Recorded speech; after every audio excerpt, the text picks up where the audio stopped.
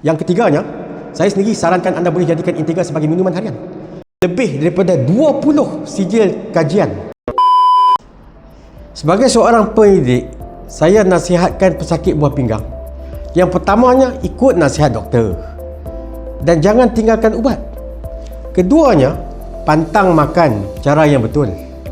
Yang ketiganya, saya sendiri sarankan anda boleh jadikan Integra sebagai minuman harian. Kerana minuman ini mengandungi probiotik semula jadi yang dapat membaiki dan meningkatkan fungsi organ. Produk Integra ini mempunyai lebih daripada 20 sijil kajian dan kelulusan.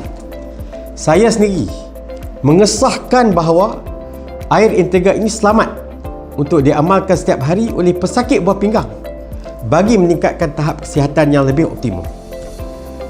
Cukup mudah. Hanya amalkan Integra 100 ml setiap pagi dan petang sewaktu perut kosong. Kemudian bilas dengan segelas air kosong. Jom kita sama-sama cegah sakit buah pinggang.